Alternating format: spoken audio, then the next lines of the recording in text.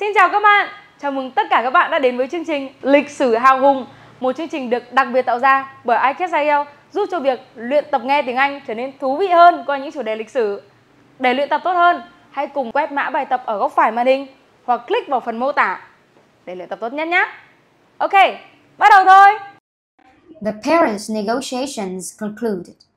35 years later, the U.S. Secretary of State Henry Kissinger admitted in an interview, "I could have done better if I hadn't been negotiating against Lê Đức Thọ." This can be seen as a statement to Lê Đức Thọ's diplomatic prowess. Mr. Thọ, relatively unknown before sitting at the negotiating table with Kissinger, faced a famously arrogant and showy counterpart who was confident he could overpower Thọ. From their first meetings, Kissinger tried to intimidate Thọ by flaunting his Harvard doctorate. He told Mr. Thọ, "I am a professor at Harvard University, and a Harvard professor never speaks for less than 54 minutes."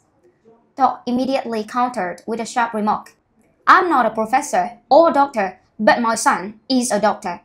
Kissinger realized he had been outmaneuvered and couldn't respond.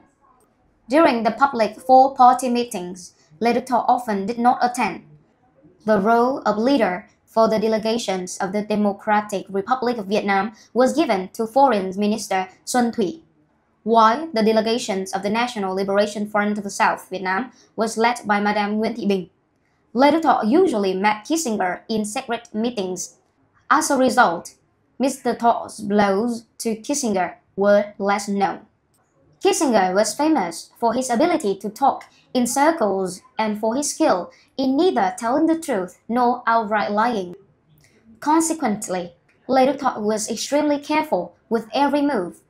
The secret negotiations between Mr. Thọ and Kissinger were always the focus of the media.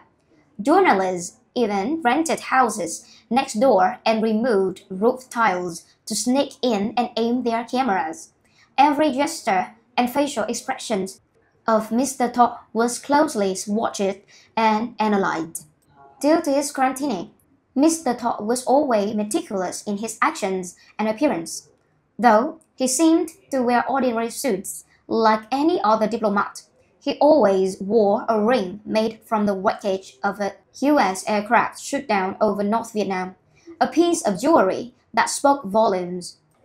However, there were a time when Mr. Thọ let his guard down, causing a worldwide misunderstanding. After a negotiation session, as he stepped out the door, journalists captured a picture of him smiling.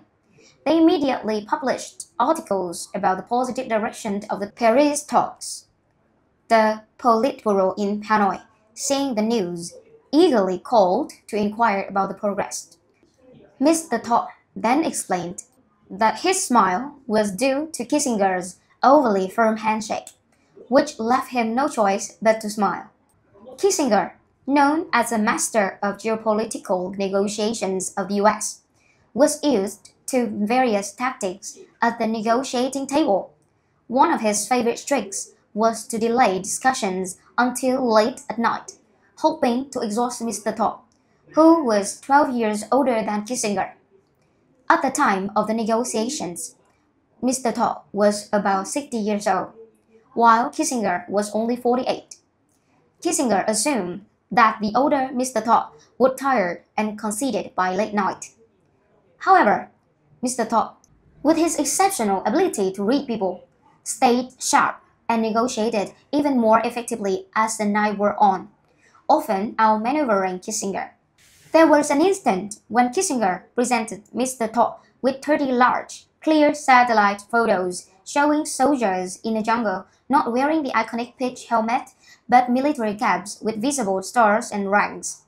Kissinger claimed these photos proved that North Vietnam was sending troops to invade the South.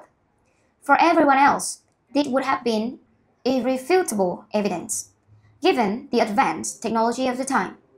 But Mr. Thọ laughed dismissively, surprising everyone at the table. He responded, "In the forests of Vietnam, it all looks the same. You could have taken these photos in the north when we sent tanks and artillery to Saigon. You won't know things. Your intelligence is still too simple." Kissinger, thinking he had a surefire win with those photos, were stunned by Mr. Thorpe's sharp retort.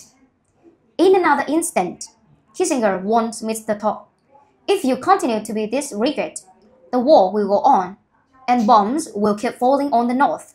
Mr. Thorpe immediately slammed the table and retorted, "We have been fighting for 4 to 5 years now. Bombs have fallen plenty, so don't threaten us with bombs."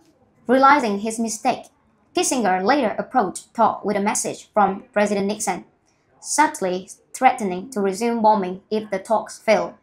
Mr. Thorpe bluntly dismissed the threat, saying, "Enough with these games. We've been negotiating for almost 5 years. Threats don't work on Vietnam."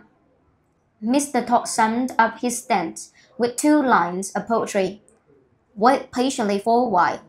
What's another year?" implying that they were prepared to fight for another year and liberate the South.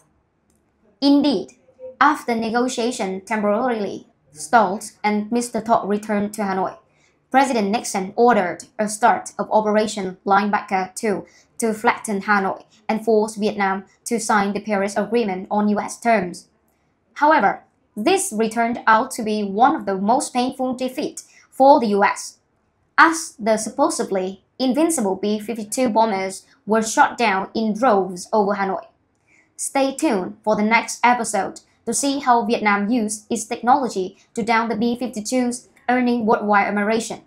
Chương trình xin được phép tạm dừng tại đây. Đừng quên ấn like và subscribe nhé.